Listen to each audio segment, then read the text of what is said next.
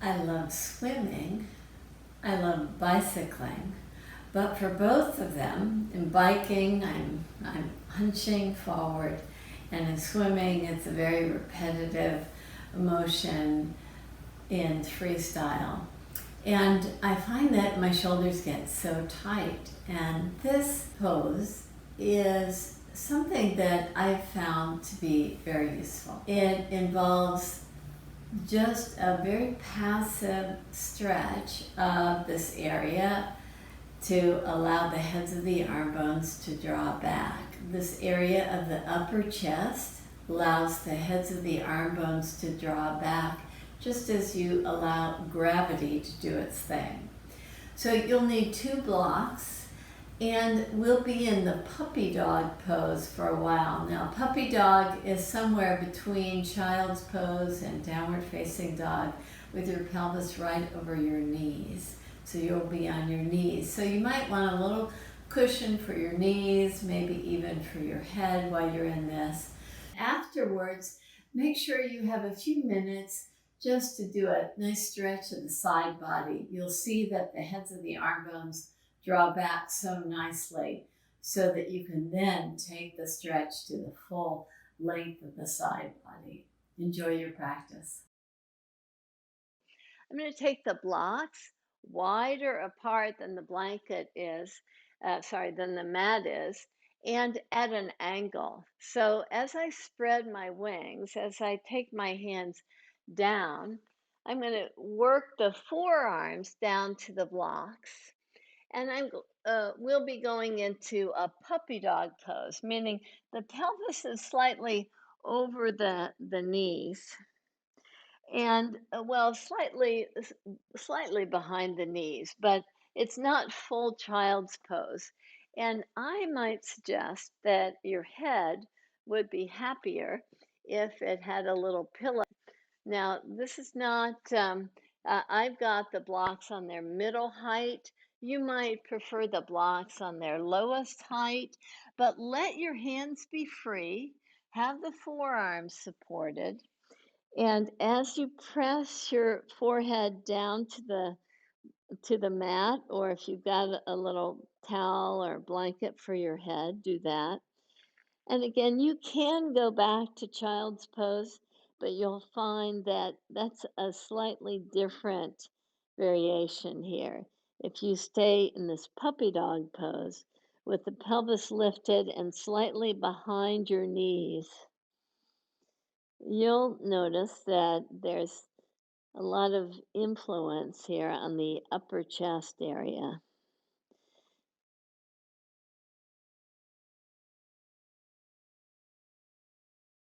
You're pressing your forearms to the blocks, and that's helping you to lift your shoulders. And as you lift your shoulders, you're getting a nice influence there on your pec major and minor. See if you can soften your jaw, but stay attentive to your breath.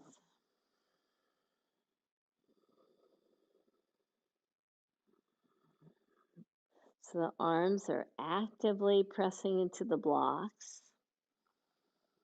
The shoulders are actively lifting up.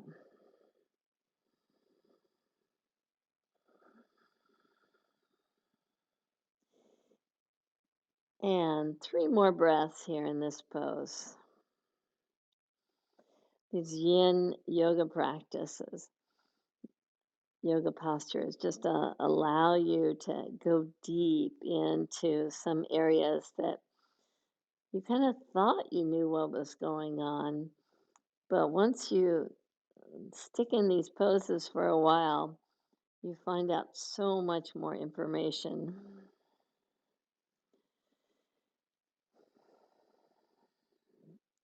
And as you're ready to come out of the pose, lie on your back. And as you lie on your back, just pause here for a moment. Lie on your back. Now move both your hands and your feet to the right side. So as you move your hands and your feet to the right side, you've really expanded. With the hands and the feet on one side, the side body expands so fully. See if you can expand your breath even more from the armpit all the way to the hip point. Let your breath just create a little bit more space between the ribs. Soften your facial muscles, but keep your hands relatively active, especially the hand that is spreading, the wrist that you're holding. Keep that very engaged, and you'll see that affects the outside shoulder nicely. Walk your feet and your hands a little bit more now that you've been in the pose for a while, just a wee bit more to the side to get this expansion.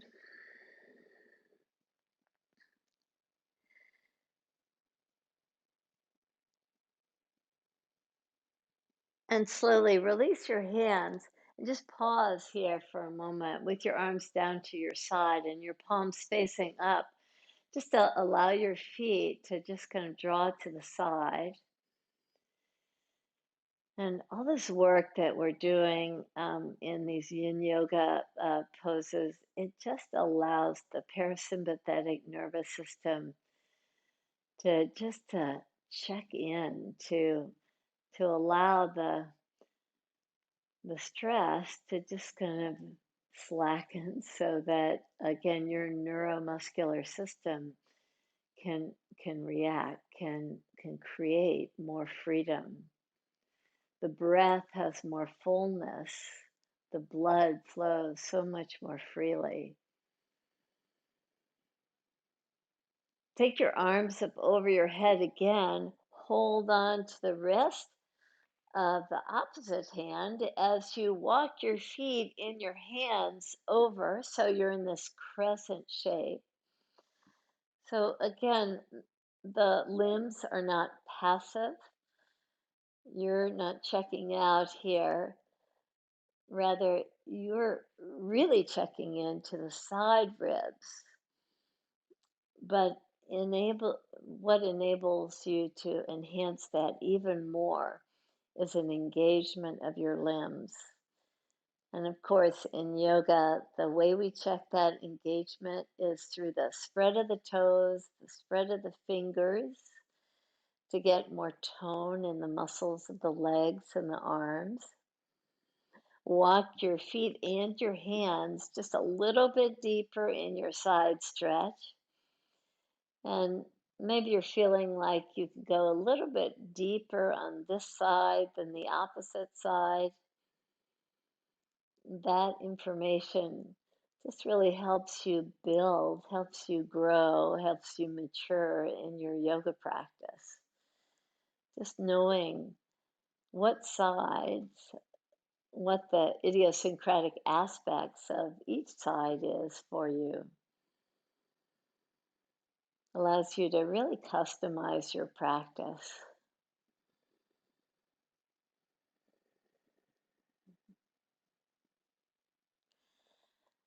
And now slowly take yourself back and just pause here for a moment with your arms to your sides, with your legs feeling this kind of freedom.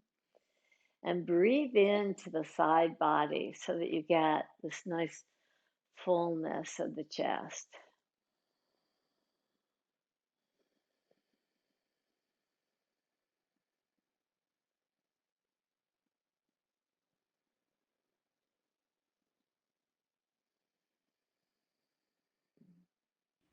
Thanks for joining me in the practice. Now you can do a full practice or lie in Shavasana for a few moments or move on to the activities of your day. Namaste.